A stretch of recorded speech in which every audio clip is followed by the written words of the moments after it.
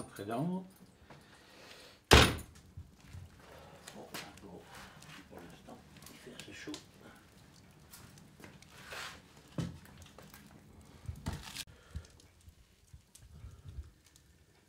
Alors, je ne suis pas seulement tailleur de pierre, je suis aussi appareilleur. L'appareilleur est une personne qui a plusieurs fonctions. C'est un ingénieur assimilé à cadre aujourd'hui, mais c'est à la fois un compromis entre ingénieur et architecte. Dans les courants, à partir de la fin du 19e siècle, l'appareilleur devient chef de chantier, traceur. C'est lui qui va faire les dessins, les épures, diriger les chantiers, mais il n'en a pas toujours été ainsi. Au Moyen-Âge, l'appareilleur était un véritable ingénieur. Et lorsque l'appareilleur arrivait dans un certain stade dans la hiérarchie de construction, il pouvait devenir aussi maître d'œuvre et voire concepteur, architecte et concepteur. Les connaissances qu'un appareilleur doit avoir pour être au mieux de la construction et de son rôle dans la hiérarchie de la direction d'un chantier de construction, surtout de cathédrale, c'est vraiment une formation tout corps d'état. Il lui faut un maximum de connaissances en charpente, en maçonnerie, en taille de pierre évidemment, en sculpture, mais aussi en vitrail, en ferronnerie, en menuiserie pour les gabarits, les panneaux. Et ces connaissances multiprofessionnelles permettaient à l'appareilleur d'être au meilleur de la direction d'un chantier de construction, sachant que tout ce qui touche à la pierre, quelles que soient les corporations, doit être en parfait accord et doit également répondre à des contraintes de tout corps d'État, enfin, où les matériaux vont travailler ensemble. Alors, évidemment, au Moyen-Âge, la répartition était bien mieux faite qu'aujourd'hui, puisqu'il y avait, dans la pyramide, il y avait le maître d'œuvre, directeur du chantier, le concepteur, qui est l'architecte suprême de l'édifice, qui est tailleur de pierre appareilleur. Ensuite vient, avec lui, travaille le parlier, qui est son aide, assistant, qui est aussi d'un top niveau. En dessous, il y a les appareilleurs et l'appareilleur maître d'un atelier d'appareilleurs. Il y a des milliers de pierres à dessiner et à tracer. En dessous, il y a les GEGAT, qui sont des aides, des assistants appareilleurs, qui sont aussi tous des tailleurs de pierre de très haut niveau, et ayant également des connaissances, très très grandes connaissances dans les sciences du trait, dans l'art de tracer et dans le calcul des constructions. La puissance, la portée de leur connaissance est extraordinaire, absolument extraordinaire. Déjà, elle était très importante dans l'Antiquité, mais au fur et à mesure qu'on arrive sur la fin du Moyen-Âge, les appareilleurs sont quand même, les maîtres d'œuvre sont des gens qui sont au top, quoi, hein. Ils sont au top. Après, on va retrouver au 16e-17e des appareilleurs qui vont avoir toujours la même formation, mais qui vont avoir une autre conception de l'architecture, puisqu'on est passé du gothique au baroque, mais où on va trouver des gens de très grandes compétences qui vont faire des ouvrages en pierre tout à fait exemplaires. On m'a donné ce premier document, une photo extrêmement basique. C'est un chancel, c'est-à-dire une fenêtre aveugle qui reçoit un ex-voto ou des armoiries. Et il faut la refaire à neuf. Elle est en calcaire qui est très très très abîmée. Relevé d'une archivolte pour le chancel. Avec cette archivolte, il y a les profils de moulure de l'ensemble du chancel. Alors ça, c'est un exemple. Voilà, les profils de moulure que je peux relever sur le site, avec différents types d'éléments, vous voyez. L'archivolte, les jambages qui sont ici, l'appareillage sans détail.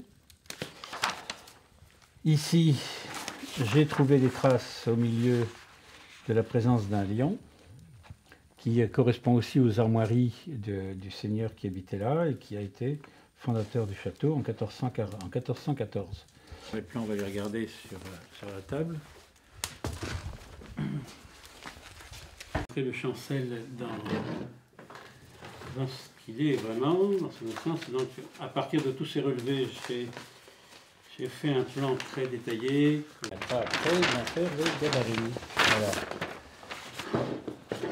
Le plan d'exécution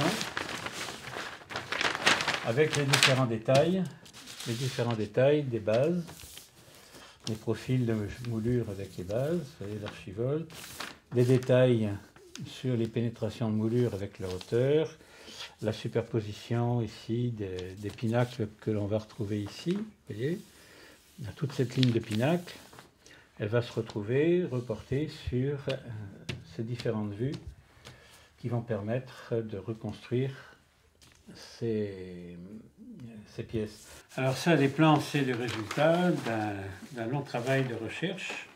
Hein, ce n'est pas que du dessin. Et je vais vous montrer dans mon bureau. Dans mon bureau, j'y passe un temps assez important puisque ici, j'ai une bibliothèque de travail. J'ai 2 autres bibliothèques là-haut, chacune avec des thèmes assez importants. Là, c'est l'histoire et l'archéologie, essentiellement l'art médiéval puisque je suis médiéviste, mais je traite aussi les autres époques. En fait, je suis médiéviste par force, puisque l'essentiel de mon travail a été sur des bâtiments du XIIIe, XIVe, XV, XVIe. Je ne les ai pas cherchés, ils sont venus tout seuls, c'est bien, c'est super.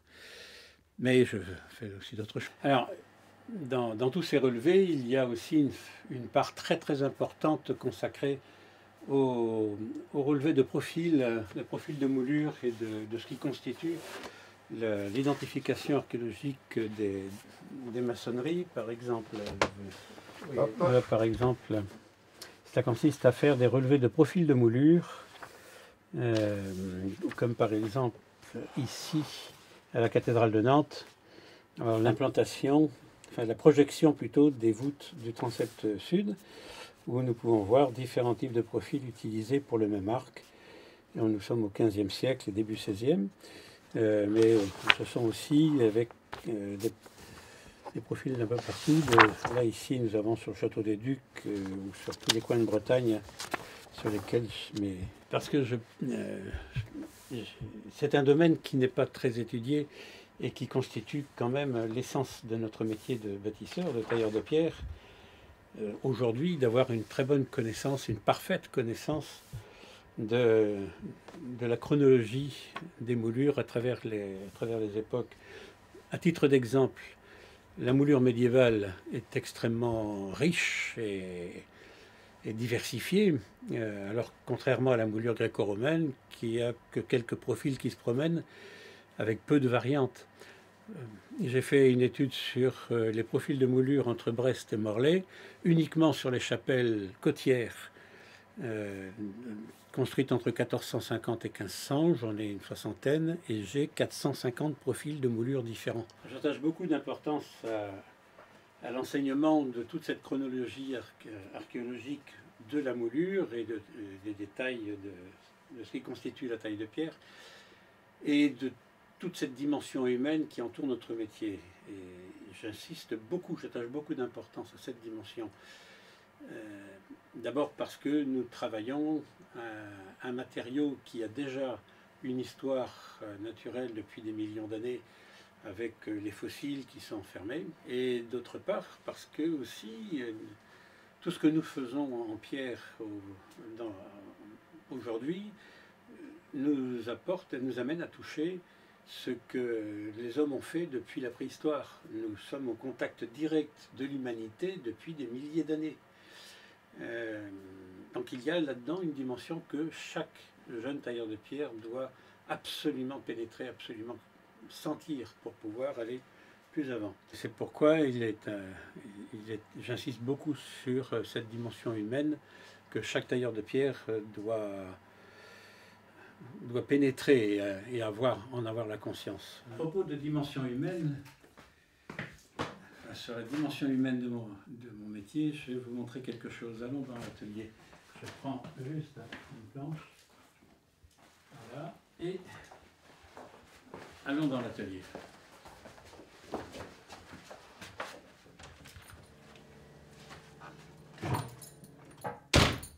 Alors, voilà, vous avez vu la virga tout à l'heure, voici la canne du maître d'œuvre, qui est ma canne avec mes dimensions.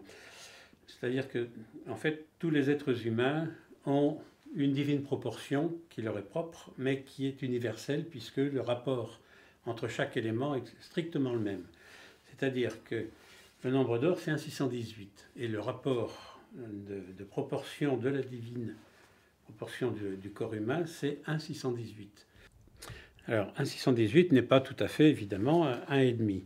Mais on va dire 1,5, en gros, pour simplifier l'explication. Lorsqu'on prend la largeur du pouce, ici, par 1 fois 1,5, on va retrouver la longueur du pouce, multiplié par 1,618, va donner la paume. Par 1,618, la palme. Par 1,618, l'empan.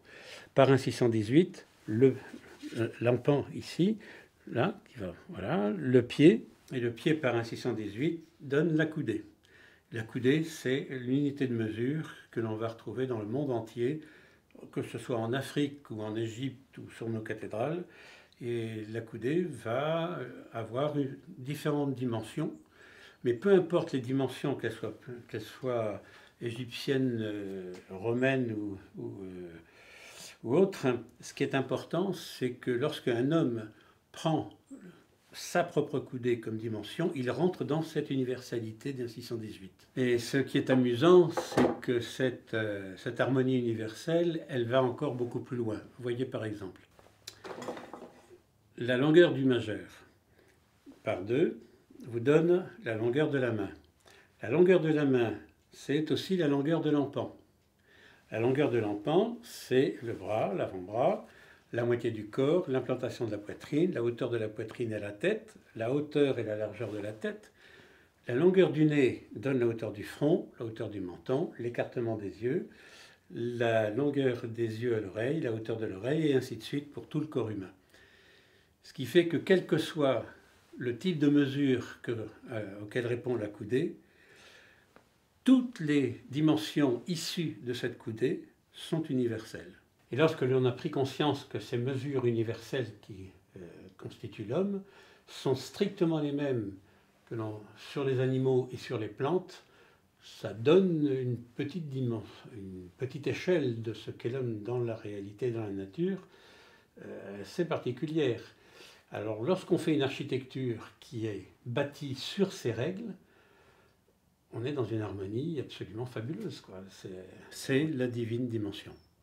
Alors, le choix de la pierre idéale pour ce genre de travail se fait en carrière. Je vais dans les carrières, je choisis les blocs le plus souvent possible, autant que je peux, et l'élément le plus important en dehors de la finesse du grain, c'est le son. Le son de la pierre.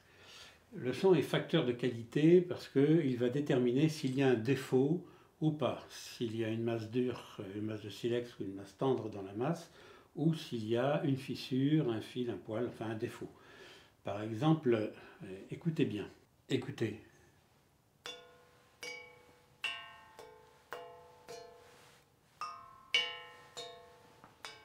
Là, on a une pierre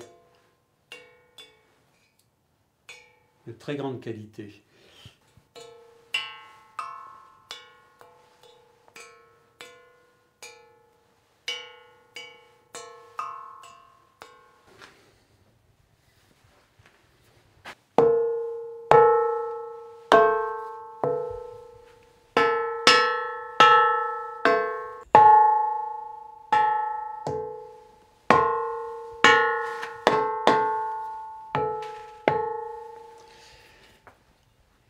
Lorsqu'il y a un défaut, on n'a pas une telle qualité de son. Mais c'est dommage, je n'ai pas de pierre à défaut à vous montrer, je n'en ai pas dans mon atelier.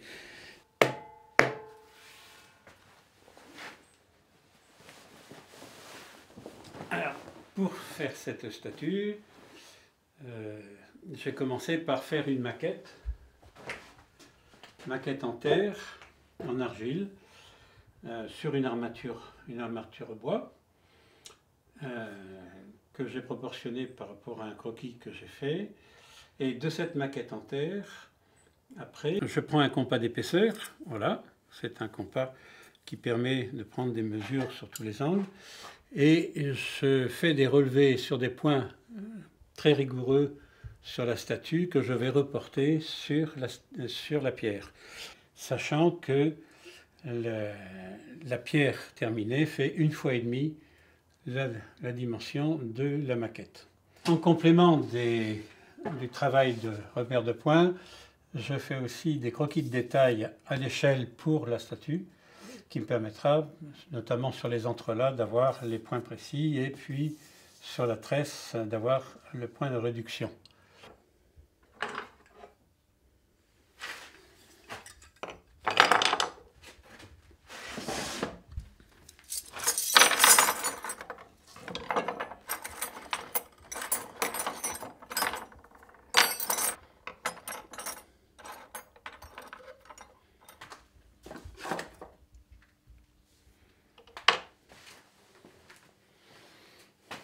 Bon, alors cette œuvre-ci, elle est un peu spéciale. C'est une commande que ma femme et moi, nous sommes faits il y a presque 20 ans. Ma femme était très malade et puis c'est sa stèle funéraire. C'est là sa stèle funéraire, hein, puisque elle a été incinérée et il est important que la famille et les enfants surtout aient une trace visible. Ça, c'est une chose que j'ai appris au fur et à mesure de l'évolution du temps. Et puis nous avions envie de cette pièce que nous avons dessinée ensemble, tous les deux. Et maintenant, il est temps que je le mette, hein, presque 20 ans après. Il est temps que je le fasse. Elle est en pierre de Lavoux. La pierre de Lavoux, c'est une pierre qui vient de la région de Chauvigny, à 15 km à l'est de Poitiers. C'est une pierre très sonore, qui est très très belle. Une pierre très fine. C'est dans cette pierre que la majorité des monuments funéraires de l'Ouest, du Grand Ouest et du Centre ont été faits. Les monuments à la guerre de 14, les anciens combattants, ont été faits en Lavoux, dans les années 20, les années 30. Et puis, c'est une pierre dure, c'est pas une pierre tendre, elle est dans les pierres dures, mais elle est tellement régulière que on pourrait la classer dans des pierres demi-dures. Très très agréable. Et alors mon autre pierre de prédilection, c'est son Excellence le Kersanton, qui est une pierre du fond de la rade de Brest, une pierre unique au monde.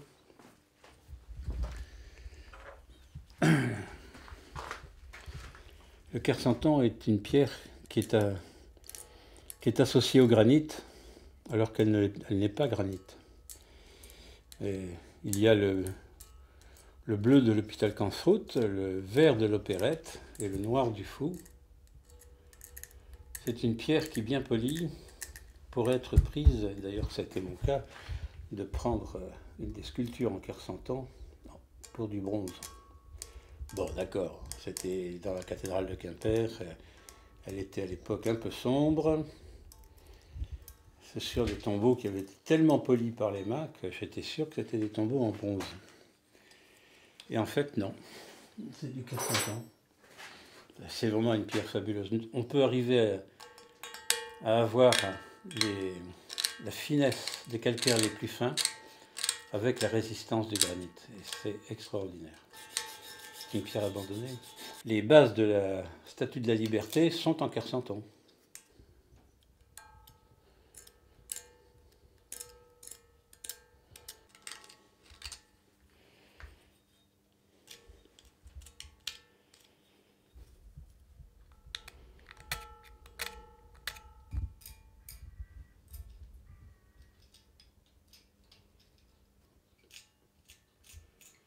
Alors, dans les petites choses qui me tiennent beaucoup, beaucoup, beaucoup à cœur, c'est la transmission du savoir.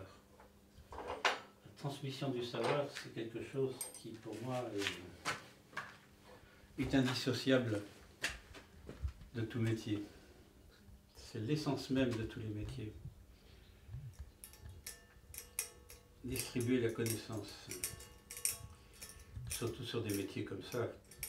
Nous avons accumulé des connaissances qui remontent jusqu'à Salomon, au moins pour une bonne partie. Imaginez que au XXIe siècle, on puisse voir disparaître une grande partie de ces connaissances, c'est assez insupportable, je l'avoue. Donc c'est un devoir sacré de tout professionnel qui se respecte d'enseigner. Et à ce titre-là, j'ai beaucoup transmis ici à l'atelier. Bon, il y a plus de 200 personnes sont passées ici. Attention, pas que comme apprentis, mais également comme stagiaires, en initiation, en formation, en préformation, ou en perfectionnement. Comment dire non? Comment peut-on refuser de former quelqu'un quand on sait qu'on peut le faire et que lui a besoin de ça pour sa survie? Là, je parle des gens en échec. C'est difficile de dire non. C'est très très difficile de dire non. Mais c'est lourd, c'est lourd. Puis des fois, ben, on laisse des plumes.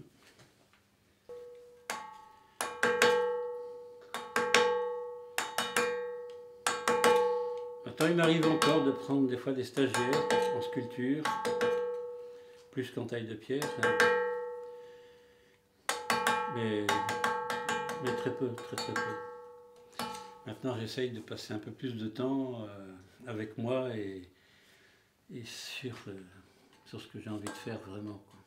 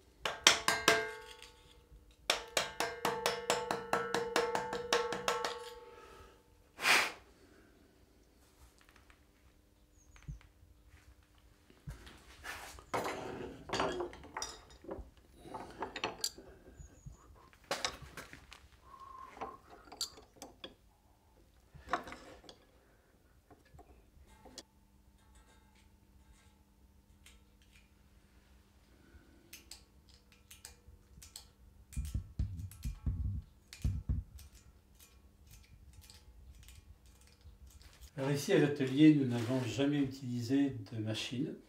Nous avons toujours travaillé exclusivement qu'avec des outils manuels, à part juste une disqueuse de temps en temps sur du granit ou des calcaires durs pour faire des petites coupes particulières. un peu délicate, parce que ça peut être un outil intéressant. Mais vraiment, puis c'est par conviction, et j'étais vraiment persuadé du bien fondé d'éviter de travailler la machine avec le travail que nous faisions. Alors, mon bon copain Philippe Rahard, tailleur de pierre, avec qui j'ai partagé tant de chantiers, lui était très mécanisé, et puis il a eu pitié. Alors il m'a persuadé d'essayer avec mes tailleurs de pierre, avec mes ouvriers. Nous avons dit d'accord, nous allons essayer. Alors, on a passé une journée avec différents types d'outils mécaniques qui sont très en usage aujourd'hui, trop en usage dans les entreprises. Des pneumatiques, des burineurs, des choses comme ça. Et puis à la fin de la journée, une journée, eh bien, on a tout plié, on l'a rendu, en disant non, jamais, jamais, jamais ça. Ben, avec le matériel comme ça, on ne peut plus écouter de musique, on ne chante plus, on ne se parle plus, sans parler de la masse de poussière incroyable, les outils de protection qu'il nous faut, les masques, les lunettes qui sont vraiment une contrainte terrible, parce que avec la sueur, la condensation, et puis le nettoyage après, le nettoyage, c'est monstrueux. Alors je dis non, non. Et puis le temps passé, le temps réel passé à l'entretien du matériel, les nettoyages, l'achat, les réparations, ce sont autant de temps qu'on ne passe pas à la taille. Finalement, pour une pierre comme celle-ci, travailler exclusivement à la main, ben c'est préférable, et ça va tout aussi vite. On fait du meilleur travail parce qu'on est content, parce que tout va bien, on a le sourire. Autrement, c'est franchement pénible, sans parler des problèmes physiques que ça donne avec les vibrations, l'humidité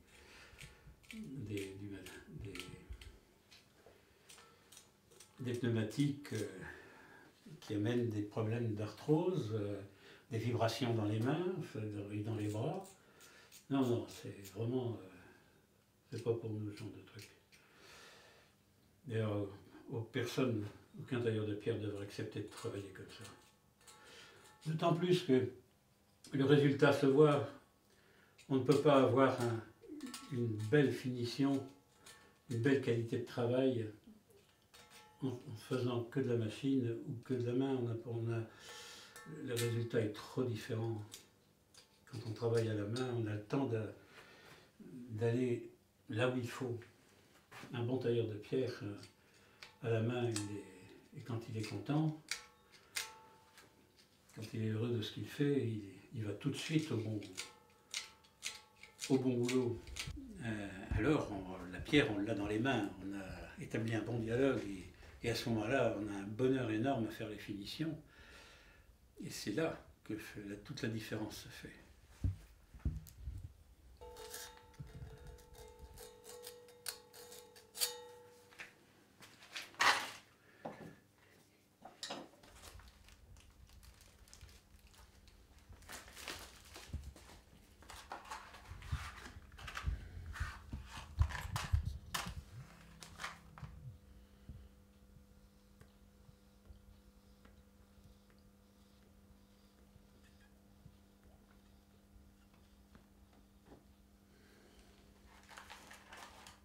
Comment c'est devenu à la pierre, c'est un grand mystère. Pour moi, c'est un grand mystère. J'ai l'impression d'être né au pied d'une cathédrale, en cours de construction, il y a tellement longtemps, et qu'un jour on m'a poussé du pied en me disant « Qu'est-ce que tu fais là à dormir? Il y a de l'ouvrage là-haut. » Parce que, en fait, lorsque j'étais jeune, adolescent, il y avait un atelier de tailleur de pierre au pied de la cathédrale de Bourges. Et lorsque je passais pour aller à l'école, je m'arrêtais toujours pour les voir, discuter avec eux, et puis finalement, je finissais par être connu, quoi.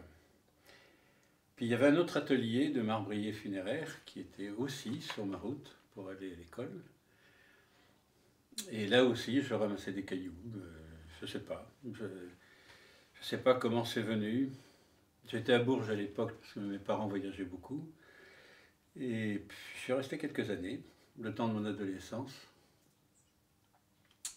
J'ai découvert la cathédrale et la ville médiévale, qui à ce moment-là était accessible de la cave au grenier.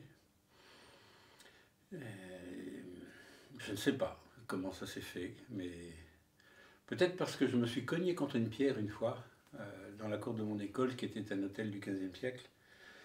Je me suis cogné contre un pilier et puis j'ai été arrêté quelques jours et je pense que tout est parti de là, en fait, parce que je n'ai jamais quitté la pierre.